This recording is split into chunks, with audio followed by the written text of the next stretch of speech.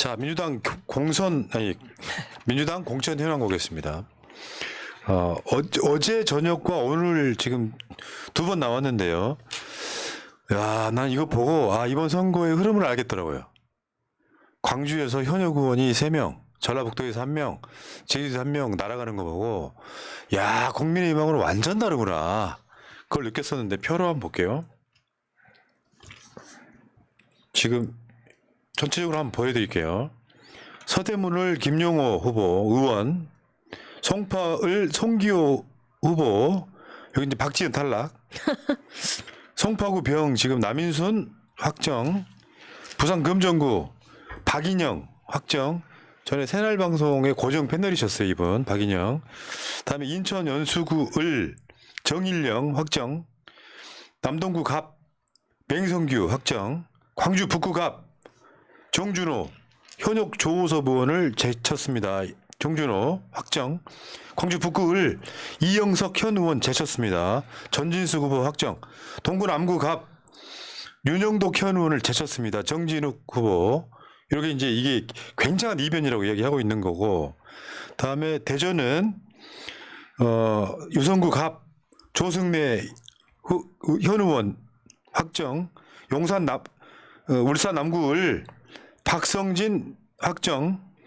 경기 광명시 갑 이모경 확정. 이렇게 됐고요. 그 다음에 옆에 군포 이하경, 파주시 갑 윤우덕, 충남 당진 어기구, 전북 익산 갑 여기도 현역이 떨어졌습니다. 김승흥 의원 떨어지고 이춘석 후보 확정. 경북 포항시 남구 울릉군 김상헌 확정. 구미시 을 김현권, 지금 여기서 박빙이었었거든요. 장세용 전 구미시장하고 김영권 전 의원이 경합을 했는데 김영권 전 의원 확정됐고요. 이분이 다 아시겠지만 인미의 경북도당위원장 남편이세요. 계란이 왔어요. 계란 유통 관련한 법, 농민들 대표했던 정말 잘했던 분. 다음에 경남 창원시 진해구 황기철 확정. 이분 해군 장성 출신이시잖아요. 되게 유명한 분인데 확정됐고. 다음에 사천 남해군 하동군 재윤경 확정. 제주시 갑 여기도 현역을 제쳤습니다. 송재호 의원이 떨어지고 문대림 확정. 그리고 오늘 나온 게 또 있죠. 그것도 한번 볼게요. 오늘 나온 거 보여주세요. 오늘 나온 거는 첫 번째 서울 도봉구 을, 그러니까 지금 후보자 심사 결과가 발표인데 이거는 공천이 아니고요. 단순지 아닌지를 보여드리는 거예요. 도봉구 강민석 오기영 경선, 동대문 갑 안규백 현 지금 전략공천위원장이죠. 단수. 동대문구 장경태 단수. 다음에 중구 강화 옹진군 이동학 조광휘 조택상 3인 경선 결선 없습니다. 동구 미추홀구 갑 손호범 허종식 2인 경선. 동구 미추홀구 남영희 단수. 연수구 갑 박찬대 단수. 대전 서구 을 박범계 단수. 세종시 을 강준현 단수. 경기 화성시 갑 송옥주 단수. 강원 춘천 철원 화천 양구 갑 허영 단수. 충북 증평 진천 음성 이모선 단수. 충주시 김경욱 박지우 맹정섭 3인 경선. 다음에 충남 천안시 갑 문진석 단수. 아산을 강훈식 단수. 논산시 계룡 금산 황명선 단수. 여기가 이제 김종민 지역구예요. 경북 경산시 유용식, 여기는 공천 배제. 이건 뭐야? 나중에 좀 제가 더 취재해보고 알려드릴게요. 이렇게 됐습니다. 이렇게. 그러니까 지금 경선을 할 지역, 단수할 지역들 나오는데 이거 자세히 보시면 친명만 단수된 게 아닙니다. 지금 다시 한 번 말씀드리지만 이재명 대표는 친명 비명 이런 거 없습니다. 이길 사람 공천하는 상황이에요. 그래서 이게 긴가민가하다 싶은 것들은 경선을 시키고, 경선해봐야 의미가 없다고 하는 지역들은 단수 준 거거든요. 왜냐하면 경선을 하게 되면 돈을 내야 돼요. 2천만 원 정도 내야 돼요. 그것도 있고 제가 지난 총선 때 도전할 때 경선을 해봤잖아요. 경선 후유증이라는 게 좀 있습니다. 근데 굉장히 민감한 지역 또는 경쟁력 차이가 후보 간에 많이 나는 지역 같은 경우는 당 내에서 전략적으로 이런 판단을 내려서 단수 공천을 하기도 합니다. 근데 우리 지지자분들이 그 내부 사항들을 섬세하게 이렇게 자세하게 잘 모르시면 무조건 경선이 우선이 돼야 된다라고 말씀들을 하시고, 저도 제가 직접 피부로 경험해보고 느끼지 못했을 때는 경선이 정말 필요한 것이다라고 생각을 했거든요. 근데 전략적인 부분에서 단수가 필요할 때가 있습니다. 근데 오늘 발표한 많은 후보들 경우는 제가 보니까 이 경쟁력에 있어서 다른 후보가 약체였던 분들이 대부분 현역이었고 이런 분들이 우세해서 단수를 받으신 경우 같고요. 지금 호남 지역에 어제 밤에 난 그 경선 결과를 보면 야, 정말 이 정치 의식이 높은 호남 우리 광주 지역에서 현역 의원을 모두가 새로운 인물들이 꺾은 그 도도한 민심을 저희가 읽을 수 있었습니다. 이것이 현재 민주당 내에 지지자들의 그 뜻이 있고 또 국민들의 열망이 아닌가 싶은 것이, 제대로 민주당의 그 강한 모습을 보여주지 못하는 현역 의원들에 대해서 이번에 제대로 심판하자, 이런 기류가 확실히 보여졌다라고 생각이 들더라고요. 그러니까 지금 민주당의 본진이라고 할 수 있는 광주에서 현역들 3명 탈락하는 거 보고 밑바닥 민심이 무섭게 불고 있구나. 다 바꿔라. 니들이 정권 내준 것도 니들 탓이다. 이런 느낌이 분명히 있고요. 기억들 하시겠지만 광주에서 지방선거 때 투표율이 역대 최저가 나왔거든요. 이유는 뭐냐면 민주당에 싸우지 않는 정치인들에 대해서 어마어마한 실망을 했던 거고, 이게 다른 지역에 똑같은 바람이 불고 있다는 거죠. 지금 언론이나 저쪽에서는 민주당 공천 내용을 주로 주제로 삼지만 민주당 지지층들은 싹 바꿔라, 이 흐름 속에 들어있는 거예요. 지금 그것에 부응하려고 이재명 대표 등이 노력하고 있다고 보시면 될 것 같고요. 광주 이야기 한번 해볼게요. 송갑석. 하위평가 이해 못하지만 감수하겠다. 경선하겠다는 거거든요. 저 정도 되면은 송갑석이 재선이잖아요. 이재명 대표가 최고위원까지 한번 만들어준 적 있어요. 근데 사실 밀정짓 하다가 사실 쫓겨났거든요. 최고위원 만들어줬는데 비공개 회의 내용이 다 언론에 나가게 만드는 대표적인 사람이 송갑석이에요. 송갑석은 이런 거 있잖아요. 전남대 총학생회장. 기대가 컸던 사람이죠. 근데 어느 순간이 기득권 돼서 광주에서 제일 욕먹고 있는 정치인 중에 한 명이에요. 그런데 거기에 지금 강 의원 나왔다가 지금 중간에 사퇴했고, 복잡해. 나도 알고 있어요. 저 오른쪽에 지금 김명진 후보 있잖아요. 이분이 한 말이 뭐냐면, 공천 만행 사과부터 지방선거 때 공천을 엉망으로 했다는 거잖아요. 여기 한 내용이 있어. 대략 저분이 주장하신 게, 친한 국회의원 보좌관의 친동생과 보좌관 출신 친구의 아내, 형의 처남 등 원칙도 기준도 없는 공천 만행으로 후보들과 시민들에게 깊은 상처 배신감을 줬다. 의정활동을 잘한 것도 아니고 어디 자기들끼리 무리지어가지고 반명지신하고 돌아다니고, 정신 차리라고 최고위원 줬더니 밀정지신하고. 근데 작년이 아니지, 2021년이었겠죠. 지방선거 때 공천을 엉망으로 하고, 그럼 지역에서 욕해요. 그 지역에서 욕하는 거를 본인은, 내가 봐봐요, 하위 평가 이해 못 한다는데, 이분 PD 수첩에도 나왔어요. 공천 관련해 갖고. 내용은 이야기 안 할게요. 댓글창에 한번 써봐요. 그리고 말하자면 이런 거예요. 다시 한번 저거 한번 보여봐요. 평가표에 의정활동 점수가 있잖아요. 광주 전남 국회 출석률 송갑석이 꼴등이에요. 뭐 하셨어요? 서울에 올라오시긴 올라오셨는데 뭐 하셨어요? 그나마 다행인 건 탈당을 안 한다고 하니까.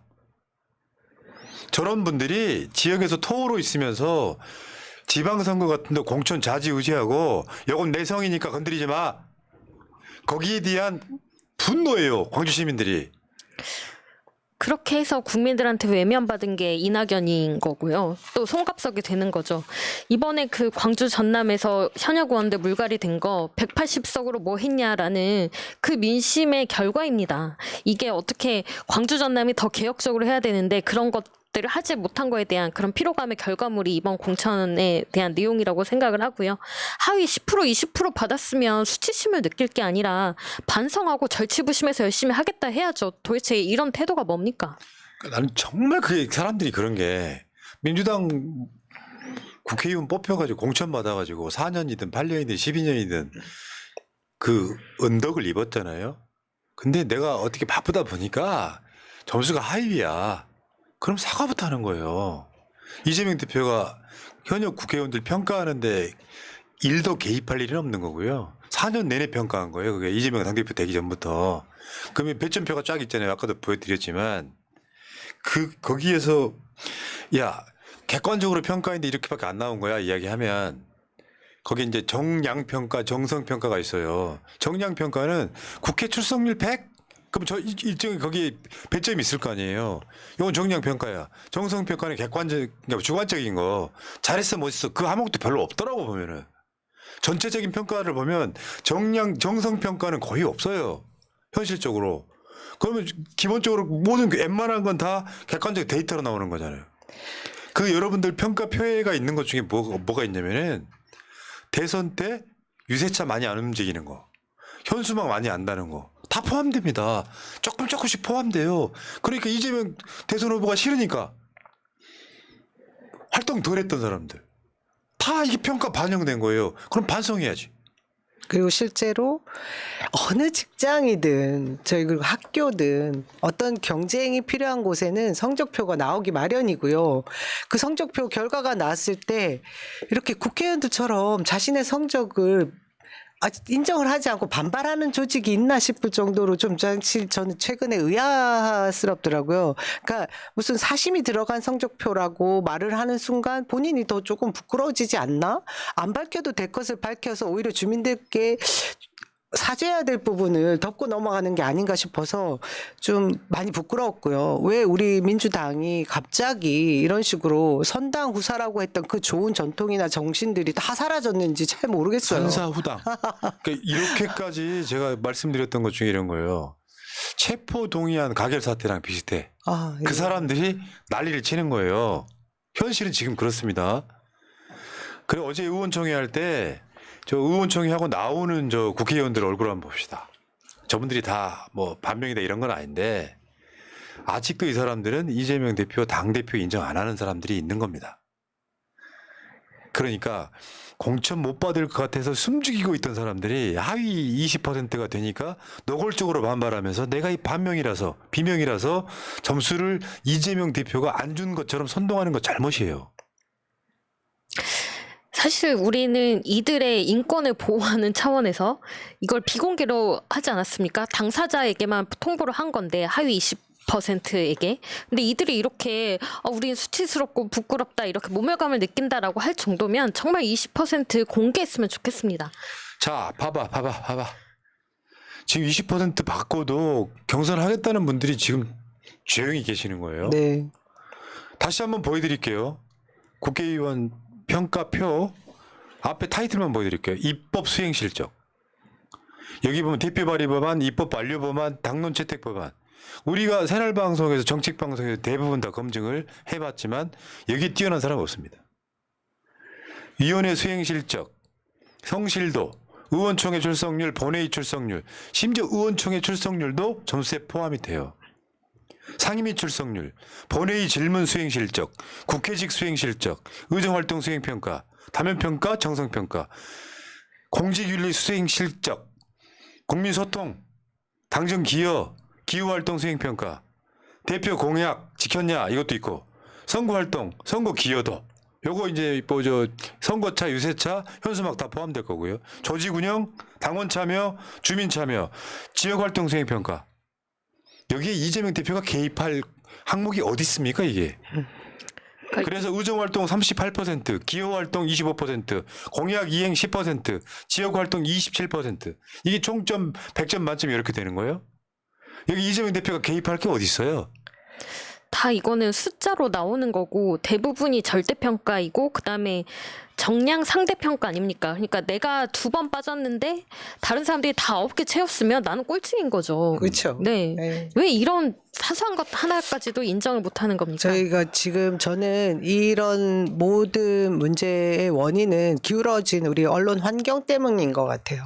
그러니까 계속해서 민주당을 흔들고 이재명 대표를 악마화하는 그런 곳에 편승하는 일부 그 힘을 빌어서 지금 본인의 그 뭔가의 힘을 더 키워보려는 그런 의지로 오히려 이런 잘된 시스템까지 무력화시키는 것 같은데 결국 우리 시민들이 지금 깨어 있습니다. 그 언론 환경이 기울어져 있어서 그렇게 악마화하고 비판하는 이런 것들도 무엇이 제대로 됐고 잘못됐는지 다 구분할 수 있을 정도가 60%가 넘는다라는 걸 좀 생각 좀 해주시고 행동해 주셨으면 좋겠습니다.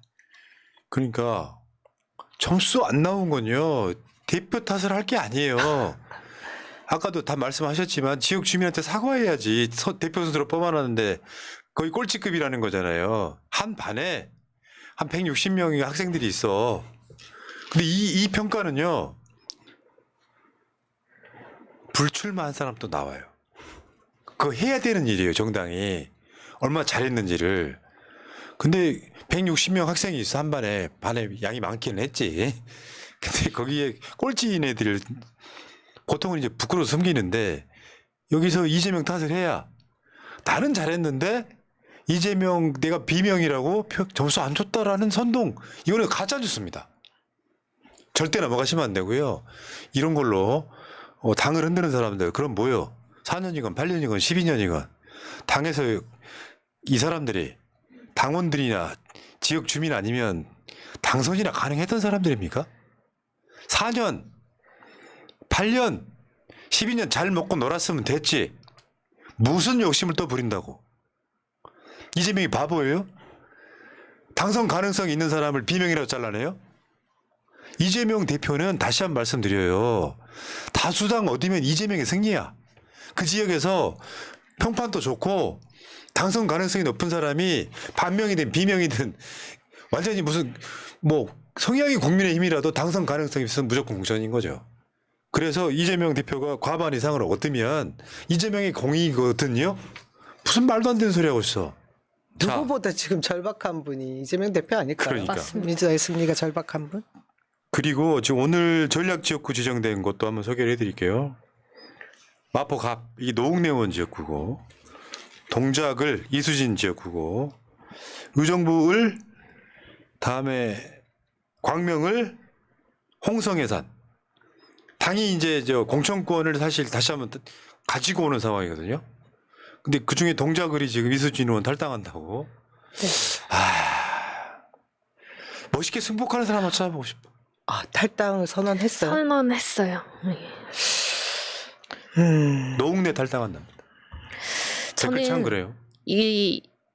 이런 지역구의 지지자분들이 그 의원 우리 지역구에서 활동 많이 했는데 활동 열심히 했는데 왜 탈락이지라고 하시는 분들이 계신데 그 다시 한번 평가표를 보십시오. 지역에서 백날 활동을 열심히 했다 치더라도 국회 내에서 활동 제대로 안 했고 다른 역할을 제대로 안 했으면 탈락할 수 있는 겁니다. 그냥 무조건 내 지역구 의원이니까 내 지역구 민주당 의원이니까 쉴드 쳐서 될 게 아니에요. 그리고 이 공천 결과에 따라서 바로 탈당하는 게 민주당 의원입니까? 이런 게 있습니다. 여러분들보다 훨씬 더 정당 당원인 생활 많이 한 나 같은 사람도 민주당한테 불만 없겠어요? 저는 그렇지 않거든요. 제가 정치를 안 하려고 하는 이유도 되겠지만 근데 대부분 영입 케이스로 들어와서 당원 경력 길어봐야 한 4년이신 분들이 있어요. 근데 공천은 뭐냐면 첫 번째가 지지율이에요. 성적이 좋고 나쁘고를 떠나가지고 여론조사 계속 걸렸는데 지지율이 안 나와. 근데 평판도 안 좋아. 그러면 바꿔내는 것이 정상이에요. 근데 이제는 다 이런 상황 아니야? 평가가 별로 안 좋은 것을 다 당 탓을 하고 당대표 탓을 하고 쌍욕하면서 4년 했으면 됐지. 탈락하신 분들 마음이 심정적으로 어떨지는 알겠는데요. 정당 하시는 분들은 그러시면 안 돼요. 사람이 이런 게 있다고. 전현희 위원장 이야기 있다가 다시 또 따로 하겠지만 본인은 나갈 수 있는 명분이 종로밖에 없었어요. 근데 곽상원 변호사를 위해 양보하잖아요. 그러면 지지층이나 국민들이 마음에 빚이 생기는 거예요. 아, 미안하다. 고맙다는 생각이 들잖아요. 그럼 다른 식으로 부활을 한단 말이에요. 근데 4년 동안 뭔가를 누리시다가 공천 안 될 것 같으면 탈당하는 거예요. 가장 악질 전문합니다. 저는 개인적으로 이런 분들을 개인적으로 비난하고 싶은 생각은 없어요. 내가 4년 누렸잖아요. 뭘 더 하시겠다 그래. 그게 정치의 가장 큰 폐해야. 정당 활동하면 나는 알죠. 뭐냐면은 지역에 한번 들어가면 그 기득권 놓치기 쉽지 않다는 거. 내가 만약에 도전자가 되면 그 현역 국회의원 넘어서기 쉽지 않다는 거 알아요. 사실 뺏기는 건 맞습니다. 근데 동작을이 바로 옆지역구잖아요. 어느 느낌이냐면은 동네에서 마을버스를 타. 그러면 거기 동작을 지역의 중앙대학교가 종점이에요. 매주 나경원 선거운동원들 무슨 모임들을 계속 움직이고 있는 거예요.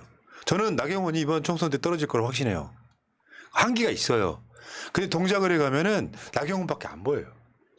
그럼 여론조사 잘 나올 거 아니에요. 근데 이거를 어떤 사람이 쿨하게 지금 봐봐 어저께 경선에 떨어진 사람들 반발합니까? 현역 국회의원인데 그 지역에 정권 교체가 이루어지는 거거든요.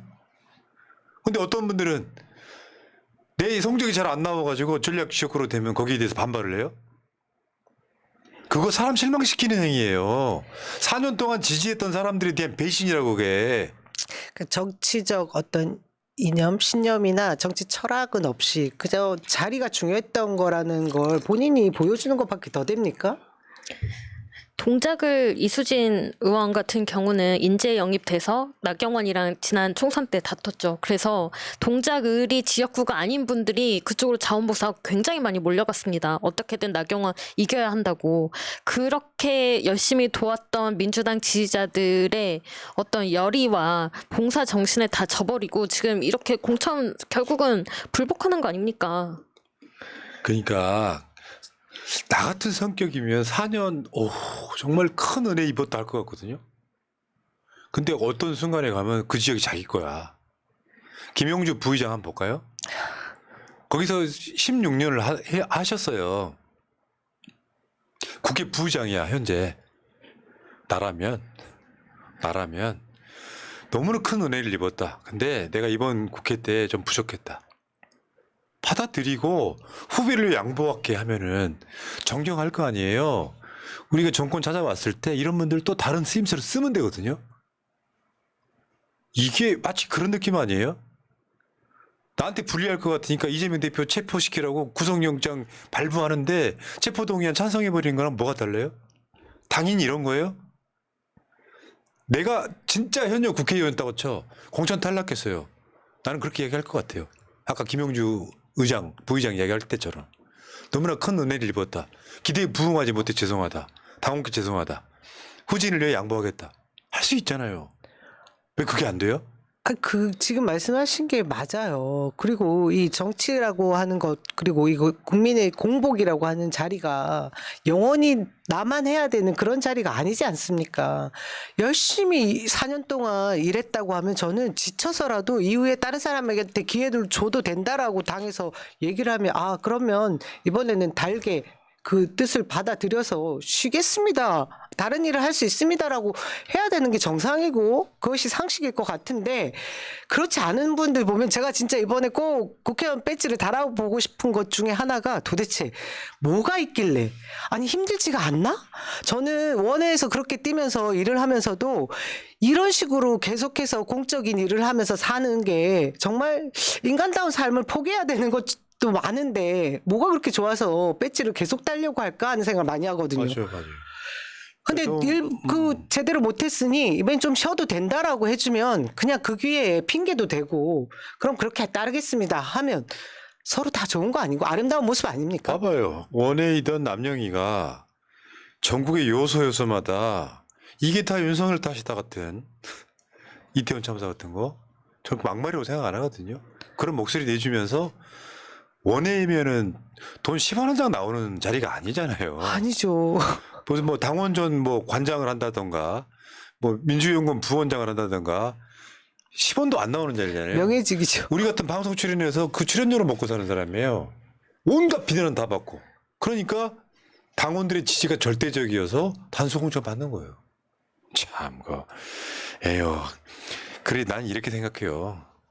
당인이라고 하는 게 그래서 우리가 방송 해마다 공천 때만 되면 그런 얘기예요.